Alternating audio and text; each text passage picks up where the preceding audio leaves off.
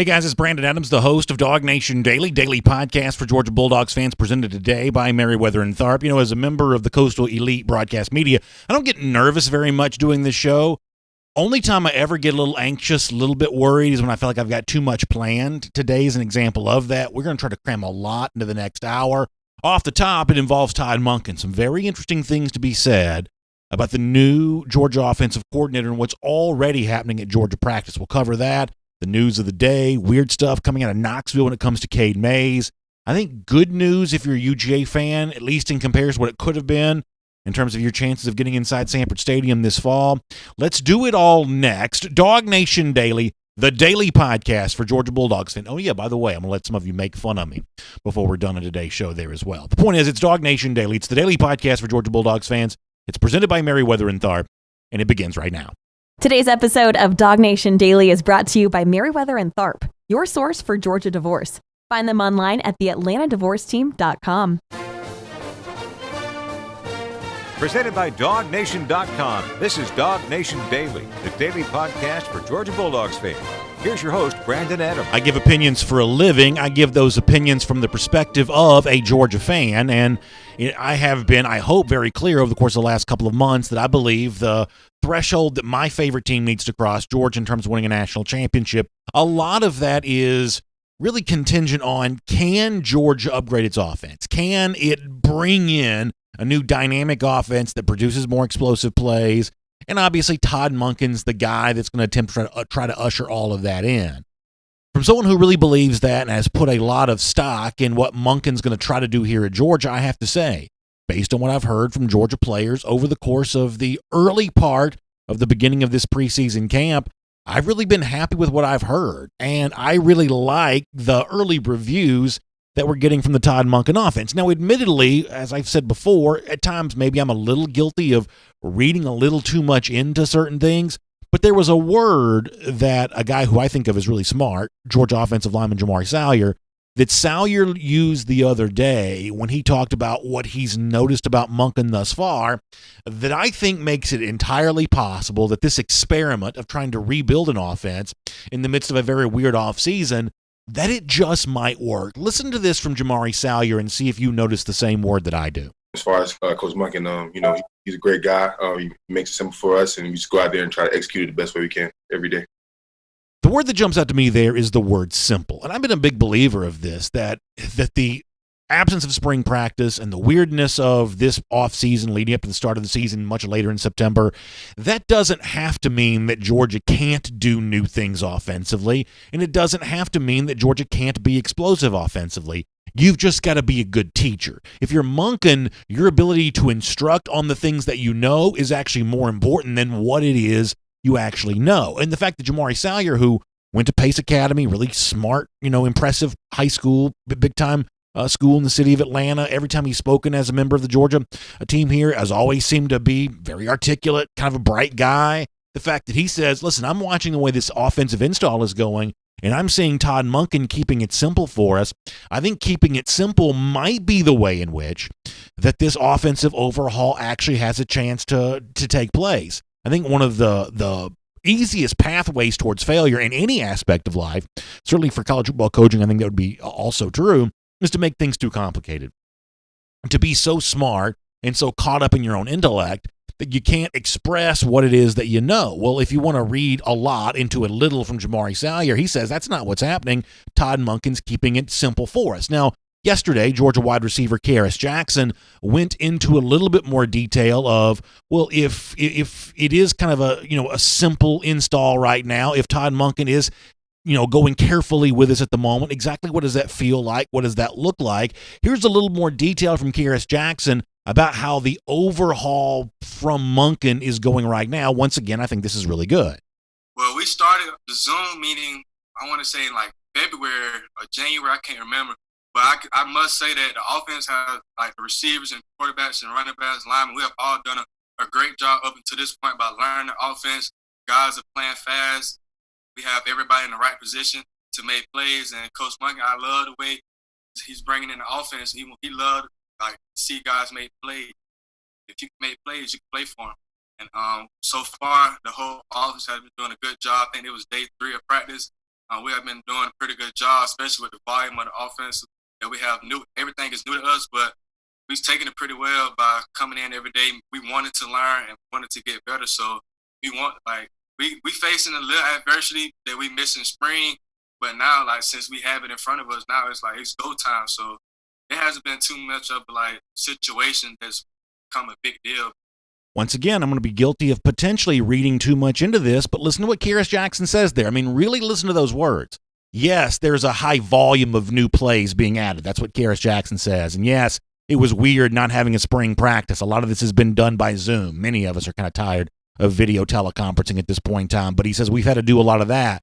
And yet, also notice this. He says we're still playing fast in practice. This is a guy in Monken who's clearly indicated that he wants to get balls to playmakers. What I noticed about Kearis Jackson there is a level of comfort in the way that he's talking about this. I think we all know that when we're uncomfortable with something, we have a tendency to move a little slow when you're learning something new at a new job, or if you're, doing anything for the first time, you have a tendency to do it kind of slow and kind of deliberate. But it sounds like Kearis says that's not what they're doing. They're lining up in the right place. They're still playing fast. They're still talking about getting balls to playmakers. It sounds like Kearis Jackson says, I'm absorbing a lot of new stuff, completely new offense from a guy that has what would appear to be a wholly different offensive philosophy than what's been in place here at the past, and yet it's not slowing us down during practice. That's another indication of what Jamari Salyer also seemed to hint at, which is that right now Todd Monken is being a very good instructor while also being someone that's got a lot of offensive expertise with a very specific kind of offense. As someone who wants this metamorphosis to occur, to use a bigger word than I probably should, as someone who wants this to take place, I take it as a really good sign that Salyer, Jackson, two guys that I think of as pretty sharp, are feeling pretty comfortable with how all of this is going thus far. Let me add to this Warren Erickson, offensive lineman, started in the Sugar Bowl. All, reviews were at a pretty good game against Baylor going back to the end of last season. Also, when he talked about what he's seeing from Todd Monken, there's also a level of comfort in his voice, and I want you to really pay attention to this and not miss what it is that Warren Erickson has to say about all of this. I wouldn't say that it's too much different for me. I mean, football is football in my view, and as far as pass blocking and the techniques, we've been able to adjust to them and his offense, and he's done a great job coming in and teaching that his offense and getting in our brains, and we just got to go out there and execute. Doing a good job teaching. He's getting into our brains. Once again, it's an example of what I've said. Monken's ability to instruct may be right now more important than his knowledge of his own personal playbook, because what Monken knows is worthless if he can't impart that knowledge onto Georgia players. But you hear Salyer, you hear Jackson, you hear Erickson now saying, no, Monken is teaching us what he knows. And also don't miss this from Warren Erickson either. He says right now it doesn't feel all that different to me in terms of what I'm being asked to do as an offensive lineman. I think it's good that Erickson says that, and I think it's good that he feels that way, especially given the evidence that we have that things are actually more different than maybe he's letting on with those words. We know for a fact that Jamari Salyer was greatly committed to losing weight over the course of the offseason. Trey Hill told us this week, the starting center, that he was kind of in the same boat on that. Warren Erickson also spent some time yesterday talking about trying to play at an ideal weight. It seems like Matt Luke really is favoring, slightly a lighter, thinner, more athletic offensive lineman to go along with what Monken wants to do offensively. Big changes physically for a lot of the Georgia offensive linemen, and yet Warren Erickson says, in terms of what I'm doing in practice, it actually doesn't feel all that different than what I'm used to in the past. I'm going to give Todd Monken some credit for that as he goes through the process of instructing and installing a new offense. The fact that Warren Erickson, clearly by his words there, doesn't feel overwhelmed by all of this, I think is a really good news. And the fact that Erickson and Salyer and Jackson are able to speak so comfortably and feel so, it would appear, confidently about how all this is going in practice, I think is even more important when you reflect back on something that Kirby Smart said that he thinks about Todd Monken when Kirby spoke a few days ago, as far as the ability to instruct and, get the most out of an offense. This is what Kirby said on this topic, which makes the words of the players, I think, all the more relevant. Here's Kirby. And then Todd has brought a lot of energy to the offensive side of the ball, very demanding. He has an expectation of what it should look like in his job, and what he loves doing is trying to do each individual job better than the next guy. And can we do one thing. Can we run a curl better than the other team can run a curl? Can we run a dig route better than the other team can run a dig route? Can we coach those things better than the other team? And if we do that, then we'll have success. So listen, Kirby Smart is someone that I would think of as a demanding coach. I've seen brief windows of Georgia practices before, and I see Smart on the field be a demanding coach. What is it that people used to say? Game recognizes game. If Kirby Smart, a demanding coach, notices a demanding level of coaching in someone else like Todd Monken, you better believe in that case that Todd Monken must be a pretty demanding coach. So here's demanding coach that asks a lot from his players. Yeah, Jamari Sire says, listen, I feel like this is going pretty well so far. Kearis Jackson, Warren Erickson saying very much the same kind of thing. But the other thing that Kirby Smart says there, which gets back to this theme of it's the instruction right now that's so important. Kirby says that's what Todd Monken loves. He loves teaching a curl route, doing it a little bit better than it's been done before. Whatever, area that you're looking to make just a little bit more crisp, Monken loves doing that. And we don't just have to take Kirby Smart's word for that. If you want to go back to when Todd Monken was first hired by the Cleveland Browns after having been head coach at Southern Miss, offensive coordinator at Oklahoma State, a guy who had spent a lot of time in the college ranks, Monken, when being asked what's the difference between the two leagues, even in the middle of his career as an NFL guy, went into some details about what's truly special about the college game. And all those things that no thank you on that Monken has said about what he loves about college football, we may be seeing all that play out right now. Let me give you a reminder from Todd Monken. Your rewards you get in the NFL is different than the rewards you get in college. The winning is the same, but the developing of younger people and what you get out of college coaching the same things that you get out of the reward you get is the same things that wear you out, just like your own children. The same things that you get the reward from your own children is the same thing that wears you out. So it's a little bit more difficult in that regard. But the rewards you get out of the NFL is doing it against the best in the world, and your margin for error is so much smaller. And no one to deny the last part of that. When you're coaching the NFL, when you're calling plays in that league, something that Monken has done, that's working with the best players in the world. But listen to what he says there about the reward of teaching and making it feel like you're almost doing something with your own children, something that many of us have the same experience with. I think that speaks to what we've been talking about here, that Monken's role as an instructor right now is so important. Smart says that's something he enjoys. Monken himself has said that's something that he enjoys, and the Georgia players who are on the receiving end of that instruction right now seem to be saying it's going pretty well, and I'm going to take their word for it. My name's Brandon Adams, and this is DawgNation Daily, the daily podcast for Georgia Bulldogs fans, presented by Merriweather and Tharp. Good to have you with us here today. No matter how you get to us, on video, Facebook, YouTube, and Twitter, on the radio at noon on Athens Sports Radio 960 The Ref, and as a podcast, wherever you find them, including the world-famous DawgNation.com. Just really glad to have you with us. And big thanks to our friends at Merriweather and Tharp for making it all possible. When it comes to the divorce process, you've got questions. Many of you do. Anyway, in an audience this size, a lot of you, unfortunately, may be on the verge of dealing with this. Well, if you've got questions, Merriweather and Tharp has answers. And a lot of this is, whether it be free blog posts or podcast posts, that initial consultation, a lot of very easy ways to get a relationship with Merriweather and Tharp started. But listen, when it comes to dealing with this, unfortunately, it's a fact of life for many of you. You want to have a strong advocate on your side, and you want to have someone that's able to put a plan in place for you. If you go into this process without a strong plan, without a strong idea of what you hope to get out of the situation, what's a win for you in the midst of something that may not feel particularly good right now, then the end result, as you know, ends up being worse. But when you have an advocate on your side, someone that fights on your behalf, which is always really important, also someone that can just give you solid advice because they have clients that have been through this and they've been through this with them thousands of times before, that's an invaluable resource to have right there for you. So check out this website. It's the AtlantaDivorceTeam.com. It's the AtlantaDivorceTeam.com. That'll get you in touch with Merriweather and Tharp, your source for Georgia divorce. All right. Couple of things here before we get to talk to Stephen Lassen from Athlon Sports today.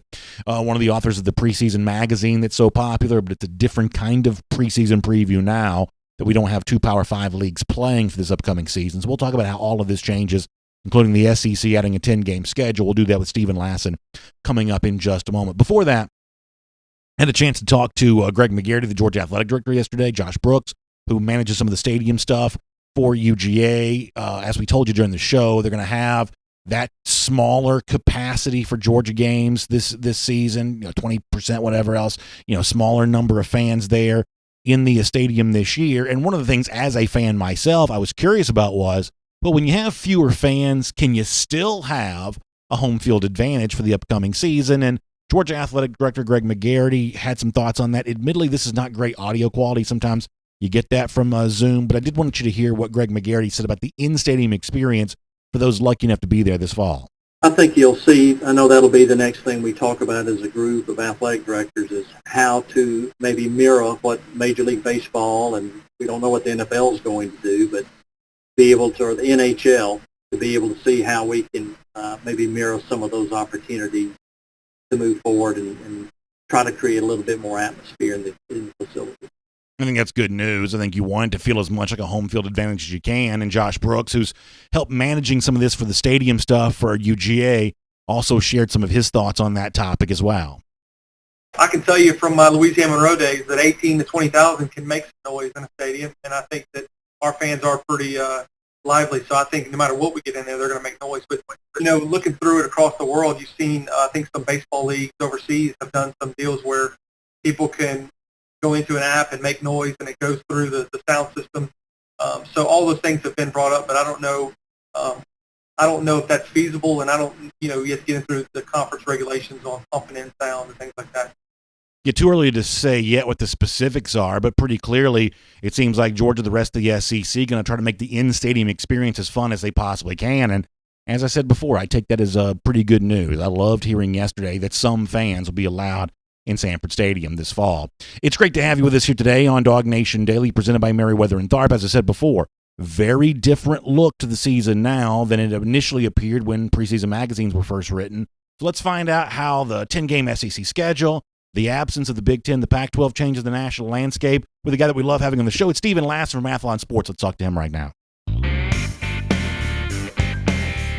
And as I said, I am a friend. I certainly enjoy having Stephen Lassen here on the program. Friend of ours here from Athlon Sports on DawgNation Daily, presented by Merriweather and Tharp. And Stephen, boy, a lot has changed around the world of college football since you and I last talked. And I'm sure there at Athlon Sports, you guys are maybe recalibrating some of your opinions about the season. Certainly a preseason top 25 looks different now that you've got 40% of the Power 5 not playing. But we appreciate you spending some time with us talking about that here today, about what is all of a sudden just an entirely different national college football landscape than it would have been a while ago. Hey, Brandon, it's great to talk to you. Yeah, it has been a wild and crazy offseason for college football. And, we're not that far away from the season starting in some of these conferences. And, I think from an off-season standpoint and preseason rankings, this has been the year, or kind of the craziest year for us at Athlon Sports, because you're right. I mean, you could look at, what happened in May and what happened right now and think completely different about what's going to happen in the playoff in the SEC. So certainly kind of uncharted territory for us at Athlon Sports and of course, college football fans. And I want to get more into that in a moment, but let me begin with this. And listen, I think for all of us, keeping up with all the twists and turns and all this is pretty difficult, but we have seen, what is thought to be a brief suspension of athletic activities at UNC after some positive tests amongst the regular students. Notre Dame, kind of the same kind of thing here there as well. They had some outbreak amongst students as they started bringing those folks back on campus. That makes people a little bit nervous when they hear something like that kind of sounds like bad news. The best you can tell, do you think that this leaves the ACC still on track to have its season this fall, maybe a little bit different feel on campus in terms of the student body than once was, and, Big 12, SEC trying to do the same thing? Since the Big Ten, the Pac-12 made their announcement, do you have a positive, strong sense that the other three leagues might be able to actually move forward and be able to get this done? I think in regards to North Carolina and Notre Dame, it doesn't sound like anything, at least right now, that threatens either of those seasons or the ACC at large. I think from, when you saw the news release from North Carolina, the sense was, it's just a temporary pause, that they still intend to play a season. I think I read into it as they're taking the time, because they've had the outbreak on campus, to maybe retest players and staff, make sure there's not kind of a spread going on between the team right now. So I think as far as right now, I am still optimistic about the ACC, Big 12, and SEC moving forward. I think there are some hurdles that are still to come. You kind of read through some of the health and safety guidelines and the community spread, the ability to acquire tests, has doctors around all those leagues approved teams to go and travel and play yet. There are still some obstacles, but I think I'm still pretty optimistic that those three leagues can at least kick the season off and try to play a full and complete schedule. And then the other news that was out there yesterday, and I probably won't talk a ton about this on my show today because I think it's still so new and there's a lot of NCAA work would have to do to ever make this even be a possibility, but the recommendation is that the NCAA might grant an extra year of eligibility across the board this year, and that leads into a situation where for a school like Georgia, I don't even think, the big power programs would necessarily be taking advantage of this much anyway. I think they want to keep the recruiting cycle going, and if the scholarship limitation is going to be what it is, then I think that Georgia likes the idea of being able to bring new players into the program. I think most of the elite recruiting programs would feel the same way. On the far other end of the spectrum, there are a lot of Power 5 schools, NCAA Division I, maybe FCS level schools that simply couldn't afford the extra load of the additional scholarship players, so financially they'd be disqualified from taking advantage of this. This is one of those things when it came out yesterday, NCAA suggesting additional year of eligibility. It's a big, bold print headline. It gets a lot of attention, but in terms of actually how it would be deployed within various college football programs for different reasons, I don't think it'd end up mattering as much as maybe some people initially think that it would, or am I wrong to say that? I think you're right. I think there's a lot of kind of gray area to still be filled in on some of the guidelines. But you look at a program like Georgia and you see the NFL talent that's on the roster. I would say it's probably fair to assume that Georgia's going to have some natural attrition at the end of the offseason, whether it's a 10-game schedule, an 8-game schedule. There are certain guys who are just going to go ahead and go to the NFL as soon as they get their year back. I think really where it may end up helping some teams is kind of the mid-tier of the conferences. A team like Tennessee, maybe some of those seniors this year aren't necessarily NFL draft picks. Maybe they could come back next year, play one more year, and increase their draft stock. I think it's going to require some roster management. There's a question of, can this be funded by all teams? And additionally, there's the transfer one-year waiver coming probably at some point in the next 6 to 7 months. At that point, we're going to have a lot of roster movement. So there's some gray area to be filled in. I don't think it's going to be just a drastic change for all these programs. You'll have some natural attrition and some teams that just can't afford to bring all their seniors back next year. As far as the SEC goes, now playing a 10-game schedule. Prior to all of this, you guys at Athlon had Florida as the top team in the East ahead of Georgia. But when you add the extra opponents, Georgia's schedule did not get more difficult. Arkansas, Mississippi State, certainly games that Georgia will be a huge favorite in. Florida's schedule did get more difficult by adding Texas A&M, not just a ranked opponent, 13th in the Coaches Bowl, but also a coach in Jimbo Fisher that has really dominated the Gators over the years, going back to his time at Florida State, of course, prior to Dan Mullen getting the Florida job. If I could give you a redo on the magazine, are you going to keep Florida on top of Georgia in the East, or would you rethink that on the basis of the new schedule? I would definitely rethink it. I think there were three things that I looked at in the preseason that was continuity on Florida's offensive staff. Dan Mullen, of course, head coach, and Kyle Trask at quarterback. The offseason for spring practice around the SEC, of course, was canceled.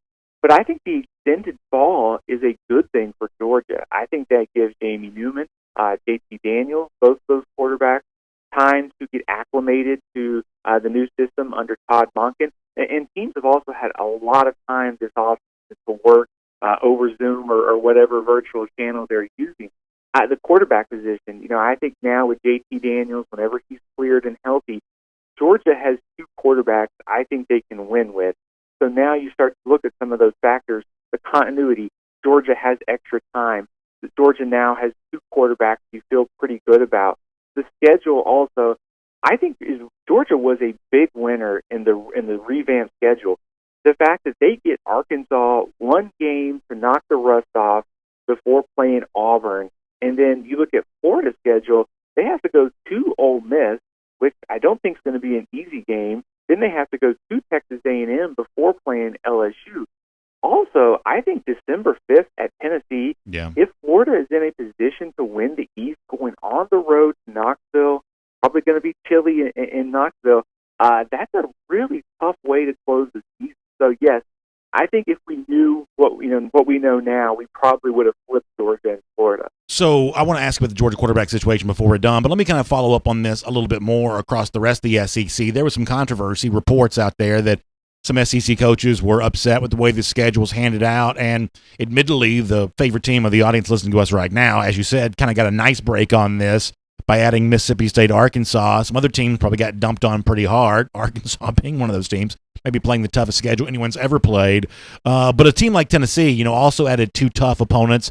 It almost seemed like that the league was looking to find a balance between Georgia and Florida, making sure that those schedules across the board seem somewhat even. And I think for the most part they kind of achieved that and kind of left Tennessee to get the short shrift on that by adding 2 additionally difficult opponents to their schedule after the Vols were already slated to play Alabama.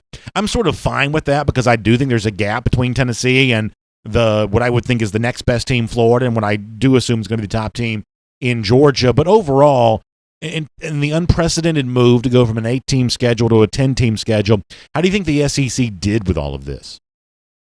I think they did fine. I think the kind of unfortunate reality is, there was going to be coaches in the league who were bad no matter what. I mean, you read that ESPN story about the scheduling and the coaches, and I think it's fair to say I would have paid a lot of money to be on that phone call and hear the coaches arguing about the schedule. There was no perfect, 10-game schedule, but I think when you look at, kind of Florida and Georgia specifically, each of them played 2 out of the top 4 from the other division, and I think they tried to balance it out. There was just going to be no perfect path, and a program like Tennessee in the East had a much tougher draw by getting A&M and Auburn. Arkansas, of course, getting Georgia and Florida. I mean, just a brutal schedule. So there were some definite teams that lost out on the revamp, but overall, I think no complaints from me out of the schedule. If we get 10 SEC games this year out of every team, I'm going to be really excited because this is a pretty interesting slate. I think you're exactly right about that. Let me finish with this, and of course, Steve and I always appreciate your time. When you look at the Georgia quarterback situation, you mentioned Jamie Newman a moment ago. That's who I have tabbed as the likely starter this upcoming season, but JT Daniels is also there. Now, Georgia's also got some very impressive guys that maybe fewer people that read Athlon Sports might know about because they haven't played yet. Guys like Dwan Mathis, guys like Carson Beck. There's some interesting names in this discussion, but your readership knows more about JT Daniels because he started at USC, knows more about Jamie Newman because Newman, by this point in time, has been talked about a lot this offseason after transferring from Wake Forest. What do you think the most interesting outcome would be in terms of what would get people outside what I like to call the bubble of Dog Nation, people that are national college football fans are looking in on Georgia from the outside? Newman holding on to this job the way that at one point in time it just seemed like it was a fait accompli that he would be the quarterback. JT Daniels stepping in and earning it, which a lot of people say that he has a chance to do. What do you think would get the most attention from your readers, people who are not necessarily Georgia fans, but just observers of college football? Good question. I think it would be a surprise if someone other than Jamie Newman took the first snap. Essentially if it was Daniels or Mathis or another Georgia quarterback, if they block out with the first team offense at Arkansas, I think that would be a surprise to a lot of people just because, all offseason, Jamie Newman has been picked by a lot of people, including myself, as one of the biggest impact transfer quarterbacks for this season. We projected him as the starter in the magazine, and certainly that was before JT Daniels arrived. But, I think you just look at what Jamie Newman brings to the table in a year where you've had a lot of uncertainty and the installation of the offense may not be 100% complete by the first game of the year. His ability to make plays with his legs, his passing ability that he showed early last season, to me, I think he's Georgia's best quarterback. But JT Daniels is also really interesting. I mean, he had a tough time at USC as a freshman, largely because of the other factors at USC. They were very disjointed on offense in 2018. He got hurt last year. So I think there's some untapped potential with JT Daniels, but I still like Jamie Newman to win the starting job for Georgia. Stephen, a lot of great content coming out of Athlon Sports. I know you guys have a podcast and everything else. Tell folks how they can get more from you if they want to follow everything else happening around the SEC and college football this fall. Absolutely, yeah. You can follow us on Twitter at Athlon Sports, our website, athlonsports.com.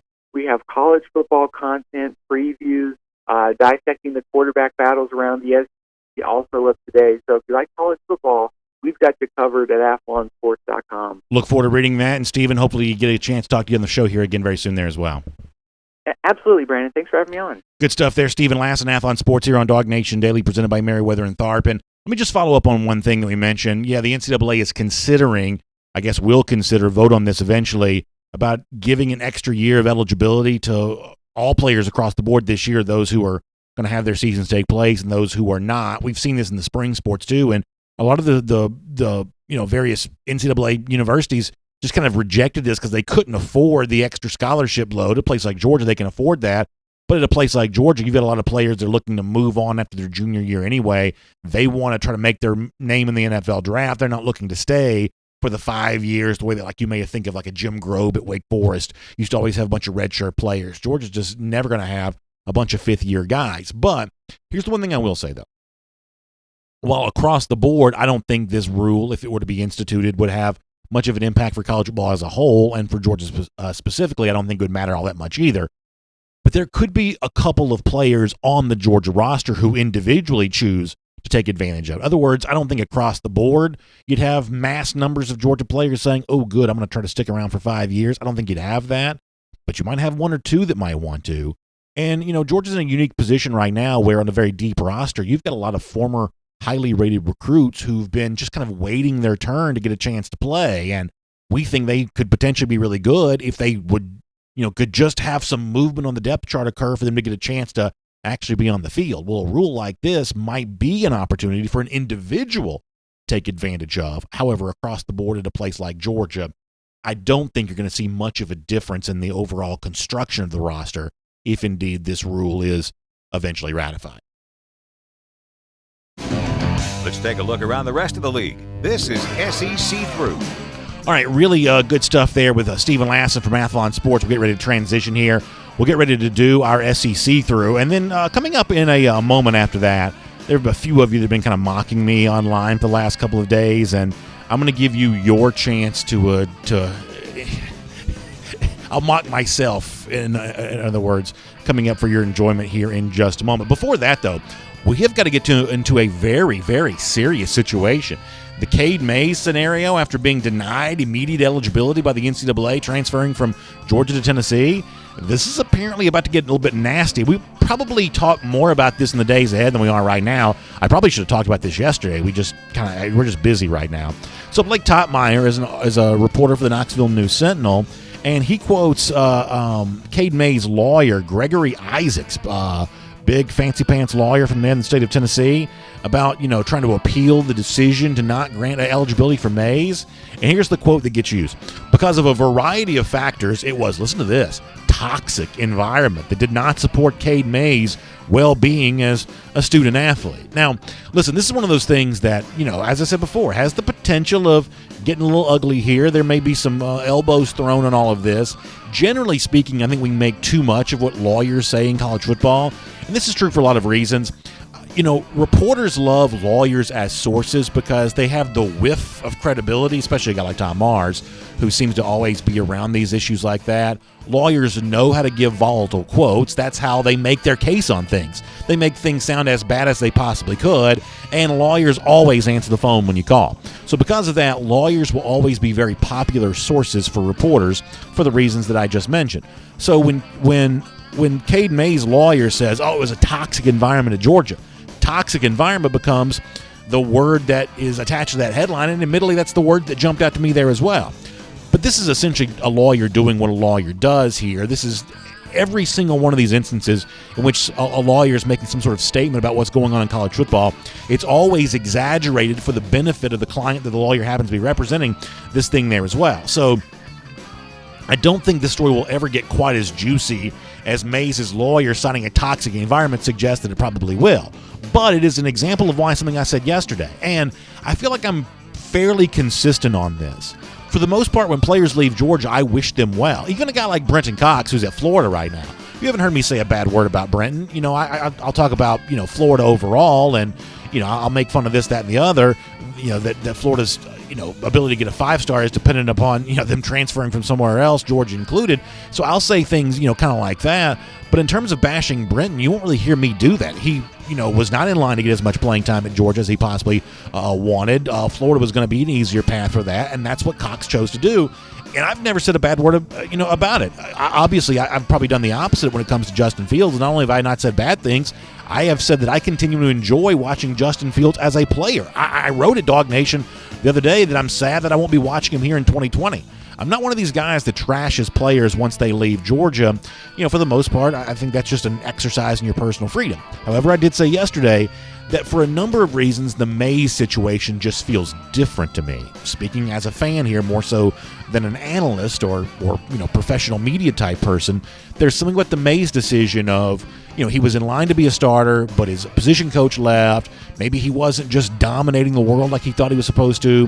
And all of a sudden, to use Nolan Smith's phrase from the other day, the grass just seemed greener at Tennessee. It is almost like Mays cut and run. And got out when things got tough. And from that standpoint, I have not felt the same way about Mays the way that I felt about other players. I'll tell you this right now. Him, running back to his hometown, to the school that he could have very easily gone to, the moment things at Georgia weren't quite working out for him the way they wanted to, honestly, not getting immediate eligibility on this, to me, feels like a just result of the NCAA. So they can rattle, pots and pans if they want to and talk about toxic environment, this or that. That's almost impossible to prove. I think it's unlikely that it's even true in any regard whatsoever. But this is kind of out there, them fighting for immediate eligibility, and I don't think you see very many Georgia fans shedding very many tears for Mays right now. How about the rest of our SEC through here just for a moment? Not SEC, and I'm not going to spend a bunch of time on this because at a certain point in time I'm just sort of frustrated by the whole thing. But the way in which the Big Ten Commissioner, Kevin Warren, has weaseled his way out of giving a real thorough explanation for why the Big Ten chose to postpone its fall season, potentially playing in the winter, although there's no justifiable evidence for why it's any safer to do that, why his own son will be allowed to play at Mississippi State this fall, while Warren, heavy-handed along with the rest of the Big Ten chancellors and presidents, are going to, take that right away from their players. The way that Warren has done this with very little explanation, and the way the national media has given him cover for all of this, I think is just totally despicable, and it tells you a lot about the way that this college football complex works from time to time. And I got nothing more to say about that than that. Let me do something more fun instead of that. And this will set us up for me mocking myself here in a moment. So I talked on the show the other day about the 3 top Florida wide receivers, at least arguably top receivers, missing practice, top defensive lineman, Zachary Carter missed practice. And, we said that, listen, there's a very good chance these guys come back and play, but they're not there right now, and that's a distraction for the Florida team. A quick update on that. Trevin Grimes has tweeted a couple times. There have been some tweets about how don't believe everything you read. He tweeted about playing Ole Miss week 1, even though he missed practice. This whole thing continues to be weird. As I've said before, if these guys had any legitimate concern about coronavirus that kept them from wanting to play this season, I'd support their decision. That's just part of your natural exercise of freedom. But as we said the other day, this does not appear to be that's what this is. This almost appears to be kind of a 1 foot in, 1 foot out of the upcoming season. And I'm sorry, talk about toxic environments. That's a way to create a toxic environment for an upcoming season. If you want to opt out and not play, that's fine. But I think you've got to create sort of an out of sight, out of mind possibility for the players that choose that. You can't have guys on the fence about how committed they are to playing and do they want to play or not. And they don't feel like coming to practice today, but they're going to come to practice tomorrow. I'm sorry, that's a sloppy shop. And Dan Mullen, I think, is a weak leader. And I think the way in which this situation with players missing practice to kick things off the Gators is an example of that weak leadership. And sloppiness is always going to be the byproduct of that. We'll make that your SEC through. But with all that in mind, here on DawgNation Daily, presented by Merriweather and Tharp. So in the midst of talking about this the other day, there was something that I thought I noticed about Dan Mullen when he was asked about this. Hey, Dan, did you have some guys miss practice? And I thought I noticed a little bit of a verbal tick, maybe a tell, if you will, that Mullen, while trying to put on a happy face about the absence of 4 of his most important players from the first practice, that he might be a little bit more bothered by it than he was trying to let on. Let me let you hear a brief clip of Mullen again to see if you notice what I noticed. Do you guys have any issues with attendance today, or were you guys at a full roster on the practice? Yeah, we had a couple guys not practice today, but we'll see how that goes moving forward. So what I feel like I notice about Mullen there is, and I'm going to play this again for you in just a minute. What I feel like I notice about Mullen there is a little bit of a higher pitch when he's asked, did you have guys miss practice? I think he goes into a little bit of a higher pitch with the way that he says, yeah. I feel like that shows some anxiety, some concern. He kind of goes into that sort of higher pitch voice. Listen to Mullen again here and see if you notice when he goes to the yeah, he kind of takes it up into the soprano range just a little bit. Here's Mullen again. Do you guys have any issues with attendance today, or were you guys at a full roster on the practice? Yeah, we had a couple guys not practice today, but we'll see how that goes moving forward. Now, in the heat of the moment on DawgNation Daily, presented by Meriwether and Tharp the other day, when I was reacting just kind of in the flow about this, I had my own spin on this, and some of you have been sending this to me on Twitter. I had this mentioned to me on the radio this week when I was with my friends on Athens Sports Radio 960 The Ref. Apparently, I took what was kind of a minor adjustment in his voice, kind of a brief, trip into a higher vocal range for Dan Mullen, and I probably took it maybe just a step too far. Here's what people are making fun of me for. So Mullen is bothered by all this because of two things that he does. At one point in time, he kind of goes into high-pitched voice. Oh, yeah, we had a couple guys miss practice. People are saying that they are enjoying me going into the falsetto on that, making fun of Dan Mullen, who, listen, I'll never apologize for the making fun of Mullen. But maybe the high-pitched voice take things just a little bit too far, maybe. Maybe that's not pitch voice. Oh, yeah, we had a couple guys miss practice. Maybe that's not quite what Mullen sounded like. And, to be fair here, I had no intention of doing that. And really, after I did it, I regretted doing it. It's one of those things where I'm talking while thinking about something different. After I did that, I was left to think, gosh, you know what? I may regret having done that. I'm probably going to be made fun of by some of my own people for having done that, but that's indeed how it slipped out. So for those of you that like the idea of kicking me around a little bit, let me let you hear that one more time, me in the high-pitched voice mocking Dan Mullen. High-pitched voice, oh yeah, we had a couple guys miss practice. There you go. By all means, enjoy yourself.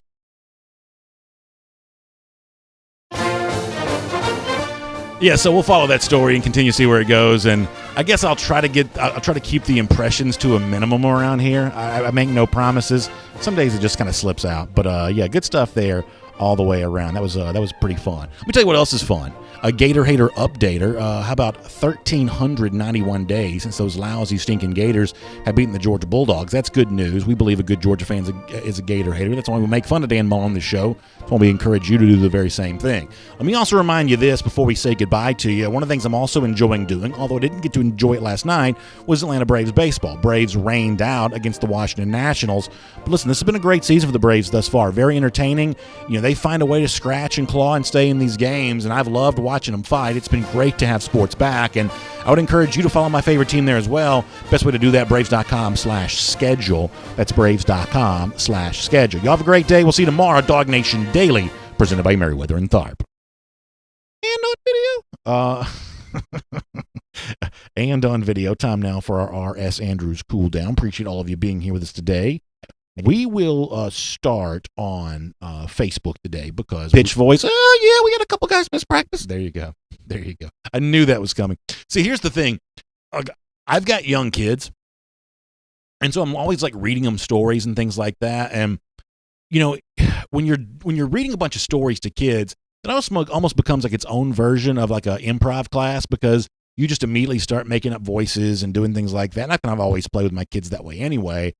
And so all of a sudden when you're, away from that environment where it's expected that you might be making some funny voices every now and then, all of a sudden that might just sort of slip out in a normal, situation like on the show here.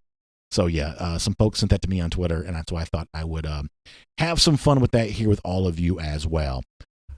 By the way, R.S. Andrews, check him out online, rsandrews.com. Air conditioning goes out.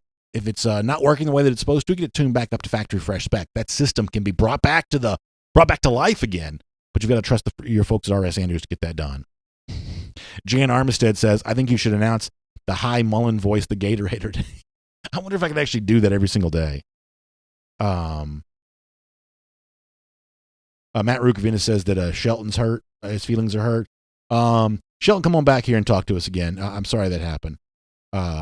Reggie Walker says he thinks that's never getting old. I'm glad you guys enjoy that. Like, the one thing that hopefully people can appreciate is that I have no problem not taking myself too seriously.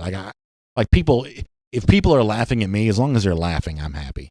And that's kind of always going to be the way that goes. Mark Line says it's appropriate because Mullen's a circus clown anyway. There's Shelton again. Shelton, listen, I think that Shelton deep down enjoys the back and forth. I think he likes to come in here and get y'all stirred up, but deep down he enjoys that. Gerald Harmon says it sounds like Pinocchio. By the way, I know Connor's doing 1,000 things, but Connor, we're getting a request for the this is going back to the George Pickens thing. We probably don't still have do we have the Pickens thing? I know we probably have the big visit weekend thing. So you have a couple of those. You've got the Pickens thing, which was is this real? You've got the visit weekend thing. That's probably the thing that we probably easily had the most access to. Reggie Walker says I should try to do a whole show in Dan Mullen's voice. For sure. All right, let me go. I'll get a couple of YouTube comments here too. We'll get back on Facebook in a moment, and we'll see if we can find another way to make fun of me here before we're all said and done. Hope all of you are doing well. By the way, don't forget, it's Cover 4 Live Day today. Coming up tonight, 6 p.m. on the DawgNation video channels. We'll do all of that with you, myself, Mike Griffith, Connor Riley, Jeff Sintel. A lot to cover today. That should be really fun. Jay Shipes, thanks for the kind words. Cliff Payne said, did Eddie like your impression? He sure did. So it also kind of reminds me of, like, sometimes I have ideas that I just don't quite have the skills to be able to, like, I write my ideas, write checks that my skills can't cash. Y'all remember when the celebrities did the Imagine video of, like, they're just singing the song, the John Lennon song? I wanted to do a DawgNation version of that where, like, we had all the DawgNation people singing a line from that, and then Eddie was going to come in kind of like chipmunk voice singing part of it. I'd wanted to do that, but we never did. Lance Freeman says, what do you think that Newman's passing yards and rushing yards will be? That's a good question. I'm not always good at coming up with stat numbers on the fly. I would say that he runs less this year than he ran a year ago at Wake Forest, I would say.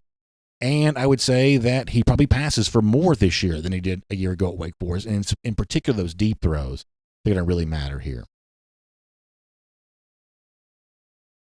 Whitefield says, what have you seen from the films from practice? I think we all look really motivated more than ever, and everybody's in great shape. Yeah, I would say that the physical conditioning of players is the thing that always jumps out on the very short practice videos. Remember, Georgia is probably very careful about the frames of those that they show. The physique for Jamie Newman, that's a strong looking guy, man. He looks great. We have talked about this before, but in one of the brief videos that I saw the other day, there was a really kind of a slim Jordan Davis, not too slim, I don't think. As I've said before, I think we're on the verge of maybe seeing Davis become a little bit more like what the truly elite SEC defensive linemen have been, which is not just run stoppers, but factors with the interior pass rush. I think being slimmer gives you a chance to do that. I think that there's a hint of that from Jordan Davis. He just looks really good in photos right now and in brief clips of video. Davis' physical conditioning really jumps out to me.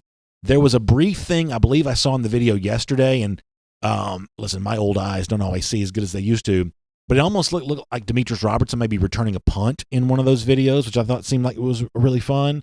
So, yeah, I mean, I love going frame by frame with the stuff and seeing what we can figure out. Ben Harper says that Newman's cut as heck. Yeah, he really is. He's got that real definition in those arms. Listen, there are a lot of guys that are making a living trying to work out that, obviously I'm not one of these people, but, for a lot of the people, they'll tell you, it's like, getting physically stronger is not that difficult, and adding mass sometimes for people is not that difficult either. But to get that, like, that tricep to stick out like that, to get that, to get that muscle definition, that chiseled physique on the arms, there are a lot of people who work out forever and they just can't get that cut definition. But clearly he does not have that problem. Jalen Jackson says, give me your starting 3 receivers. I'll go Pickens, I'll go Blaylock, and I'll go D-Rob. For the 3rd year in a row, I am touting D-Rob as a breakout player. Eventually, it may come true. I think that Georgia gets some freshman contributions from some other guys, but for right now, I'm kind of touting that as my top 3. And then when you start thinking freshman, you're thinking 4, you're thinking 5. That's kind of what I'm thinking there. Scott Green says the cuts come from the healthy diet. That's actually probably true. I think that probably is right. And of course, if anybody would know, it's Scott. But I think that's how you get that real sharp definition. No extra fat, things like that. That's probably about right. John Hendrick says he goes Pickens, Blaylock, Burton, which is fun. I think that Burton's a factor. I do.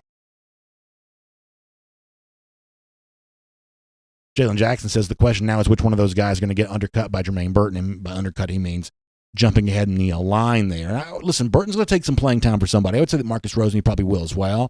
I know Terrence Edwards is a big believer in Justin Roberts, what he brings to the table, and I trust Terrence on stuff like that. This crop of freshman receivers can be hard to hold down. It's maybe different than it was a year ago where you knew Pickens had the chance to be elite. You felt the same way about Blaylock, but that's just 2 guys. This is a different kind of class in that respect because you've got a multitude of players who could potentially do all this. Big Willie Mammoth Puckett says, I'm not sure Slim could ever apply to Jordan Davis. That's a man. Yeah, it is. I guess what I mean is that when you look at Davis, if I told you how much he weighed, if you looked at him, I think sometimes he carries himself in a way that you might not really see that weight on. I mean, this is a huge guy, but it's well proportioned. He's got great posture. This is not a guy that's carrying extra weight when it comes to the weight that he does have. John Hendricks also likes D-Rob as well. Let me go back over to Facebook here for a moment. Frank Ryder liked my 3. He goes with the same group, Pickens, Blaylock, and D-Rob. I tell you, I liked hearing from Kearis Jackson yesterday, though. And, when you hear a guy like that, and Kearis is just a sharp speaker, right? I mean, I felt like that Kearis had some pretty interesting things to say yesterday. And I'm not saying that his vocal abilities make him a better player. That's not what I'm saying. But when you're sitting there and you're listening to him, I was, a part of that, virtual press conference, getting to listen to the beat reporters ask questions. But when you are there and doing that, in my mind, I'm thinking, gosh, am I giving this guy enough credit? You can't have 1,000 guys have great seasons, but I'm listening to KRS, who's just, comes across as this like really sharp dude. I'm like, maybe I need to make a little bit more room for KRS in my potential wide receiver depth chart. So a lot of fun stuff here. Willie Gray Jr. says, I hope that Monken puts the ball in Cook's hands more. Yeah, I mean, in the practice video that we showed you the other day, I mean, James Cook was in there by my count twice. So, sometimes that's just who you get the better video from. Photographing football is kind of a lucky break thing. Sometimes you get cool videos, sometimes you don't. But, I have seen Cook show up in some of these, brief things that Georgia's releasing. This is one of those years where, we're as it stands right now, we've got no eyes at practice. None of us are going there right now. We're only getting what Georgia's releasing from this, and you have to read into that. But you've seen a little bit of Cook in some of these things from Georgia thus far. Reggie Walker says he thinks that Newman's got a lot more weapons than Jake Fromm did. Certainly those 2020 wide receiver signings give you a chance for that. Hugh Nash says he'd love to see Karras break out. Yeah, I really would too. I would as well. Shane Guy says that Cook's going to be a playmaker. I think he definitely could be. I mean, the one thing about Karras is, obviously coming from Peach County, and that's going to continue to be very fertile recruiting soil for Georgia. A guy like Karras really thrives for you at Georgia, and we're going to talk more about Javon Bullard in this respect tomorrow on the show. But if a guy like that really thrives for you, it just opens up more doors later on. I love how Shelton Tucker a moment ago was upset with somebody, and like 2 seconds later, he's already right back arguing with somebody else again. You love to see that. Clay Dyke says, did you see the Javon Bullard interview? Yeah, unbelievable stuff. We're going to play some audio for you of that tomorrow as a lead into actually having Jeff on the show. But it goes back to what I said, Clay, the other day, of the notion of a Georgia player from the state, going to UGA, that always just kind of gets me in the feels, if you will. I like that. And that's not to say I don't want Georgia to sign the absolute best players that they can, because I want that too. But there is something for me about, it's just special, right? And I'm reminded of this, and we're going to do more of this in the show tomorrow, but I've watched these high school football coaches over the course of the last couple of months fight so hard to save their sport and work so hard. Remember, they don't have the financial resources the SEC does. The SEC looks at a daunting problem and just throws money at it, and the problem just kind of dissipates because of that. High school football can't do that. Now, by comparison, high school football programs make money in comparison to other sports, but in comparison to what we think of at the college level, high school football just doesn't generate that kind of revenue. It is a labor of love for the people who are part of it. And yes, I know the high school coaches make pretty good salaries compared to the average person, but compared to the hours worked, it's not a lot of money per hour. Oftentimes, these are folks that just love high school football, and they fought to save their sport. And right now, it looks like they're winning, and I'm proud of them for doing it. And for some reason, I think about that in relationship to a guy like Bullard getting a chance to pledge to Georgia. If high school football doesn't mean what it means in the state, guys like Bullard, who knows where they're at if they get a chance to go play at a place like Georgia, right? I mean, this state has committed itself to great high school football. We pay the coaches well around here. The school systems are good around here. I mean, all across the state in many respects. This is just a state that takes that experience seriously, generously trying to give to high school players the chance at a great life. And when you see guys come through that system and find a home for themselves, I just think it's awesome. I do. And that's not to say that if Georgia can't go out and get a 5-star or whatever from whatever state, I want that too. I guess in a way I just sort of want it all, I guess. But I love stories like Bullard. I will and always will. Robert Barnes says he thinks he's a baller too. He's going to be a DGD. Love the thought of that. But there was a thing that D'Angelo Gibbs' mom said when he first announced for Georgia at the Under Armour All-Star game in Orlando. I used to have this audio, and somehow I just sort of lost it. And I realized that D'Angelo's career at Georgia didn't end up being what it's supposed to be. But in the heat of the moment, the happiness of the moment, she just sort of shouted out, "Keeping those dogs at home, baby." And I like keeping those dogs at home. I really do. I like it a lot. And once again, not to say that I want 25 guys from Georgia at the expense of national recruiting. That's not what I'm saying. I'm just saying that when there is a story to be told, Dylan Fairchild earlier, Bullard now, you add Mike Morris, guys like that into this discussion too. When there is that story to be told of keeping a dog at home, those stories always work on me. Always work on me. Richard Sheffield says that he thinks Tennessee is a trap game because it's going to matter a lot for the Vols this season. I understand where he's coming from on that. Richard, I understand where you're coming from on that. I would say that when that's the easy game in kind of a 3-game stretch that has Auburn on one end and Alabama on the other, then you're talking about playing a very difficult stretch. And I think that Tennessee contributes to that difficult stretch. I just don't think Tennessee's got the horses to get it done this year. And you may rightly say, well, that's one of the reasons why it's a super trap game, is because guys like you say Tennessee's not good enough to get it done. You may end up being right about that. I totally grant that as a possibility.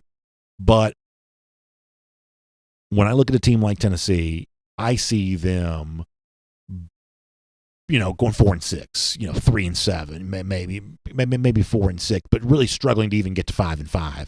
Given the schedule they have, given what I think they have in place, this is a team that I thought might struggle for a winning record even against a 12-game schedule. Jeremy Pruitt's clearly, I think, building Tennessee into something better than it's been. I do. I think that he has. But I think the results on the field this season, I don't think it's going to bear that out. I don't think it's going to prove that. But that's why we share our opinions, why they play the games, and so we'll see. We'll follow it. Let's see what else. Ben Harper brings up a pretty good point. He says if you ever try to do the Orgeron voice, and pretty much everybody can do an Orgeron voice, there's really no one that can't do an Orgeron impression.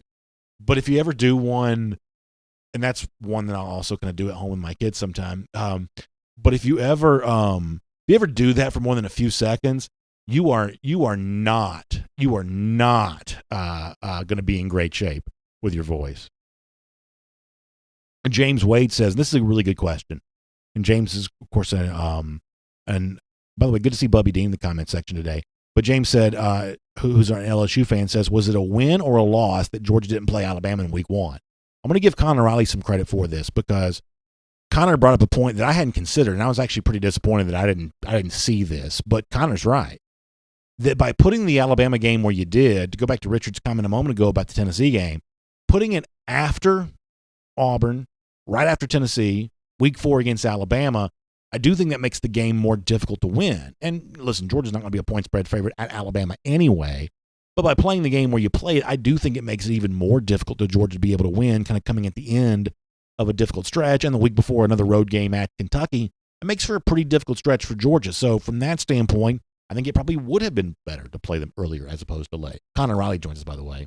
So based off the sort of end of today's show with your new Hall of Fame Dan Mullen impression, I dug up some old audio, and I'm going to play you 2. I think these are 2 also Hall of Fame DawgNation Daily audio. All right, let's hear this. Oh, wow. Are you kidding me off the top here? I love that. That was a big visit weekend for Georgia. Jeff springing that on us with a graphic. And those real, natural, in the moment, that's always going to be fun for everybody, and DawgNation Daily included, I guess. Mm-hmm. Are you ready for the second one? I am. George Pickens, this is official. This is real. George Pickens has flipped to Georgia. As we're doing this live right now, George Pickens, the 5-star wide receiver, we're just finding out about this. George Pickens has flipped to the University of Georgia. That's awesome, man. That puts me in a nostalgic place right there. That was a very happy thing to find out. You broke that news. This is back when we were in our old studio. You can't really probably tell too much of a difference, but we used to be in a different studio than we're in now. Old studio, you come into the room. I don't know why I thought you would interrupt the show to give me news that was not real, but that was a good time. It paid off very well for Georgia in year 1 with George Pickens, as a certain someone had said. That's exactly right. I think we did kind of call that one and bring that to fruition. That was really good stuff and a good way to close things out here today. Connor, thank you for always working so hard, including digging up a couple of old fun things from the vault there, and we appreciate Dan Mullen always being a good sport about being the butt of the joke around here on DawgNation Daily here as well. All right, fun stuff. Thanks for being here. By the way, make sure you check out the AJC, Atlanta News Now at AJC.com. You can stay up to date on, as I said before, Braves after being rained out last night, trying to keep some things going and, just kind of keep the fight alive. They've been fun to watch. You can read them there at AJC.com. Also, and this is kind of a serious thing, but, I think for a lot of us from time to time, the last few months have just kind of sometimes led us to sort of feel like we're a little off. We kind of get into a place that, mentally we don't, particularly like about ourselves. Really good stuff in the AJC today about how you can kind of deal with some of that kind of stuff. And as we said before, no fans for the Falcons. Also, the Atlanta United when they come back. They're at Mercedes-Benz Stadium. You can follow in more on that. How about some drive-in concerts? And by the way, just a lot of fun stuff. AJC.com. Get your Atlanta News Now at AJC.com. Big thanks to R.S. Andrews for making the R.S. Andrews cool down possible. Air conditioning, heating, plumbing, electric. R.S. Andrews, if your water heater goes out, for instance, in many cases they can replace it for you the same day, but you've got to find them online at rsandrews.com. You'll have a great day. Thanks for being here. I'll see you tomorrow morning, 10 a.m. We'll close the week out strong with DawgNation Daily presented by Merriweather and Tharp. Also see you tonight, 6 p.m. Before the Hedges. Not Before the Hedges. That's a different show, although that's a good show too. Cover 4 Live presented by Georgia Farm Bureau. How about that tonight, 6 p.m. DawgNation video channels. The entirety of the DawgNation team. Y'all have a great day, everybody. We'll look forward to seeing you tomorrow. For more DawgNation videos, check out youtube.com/DawgNation.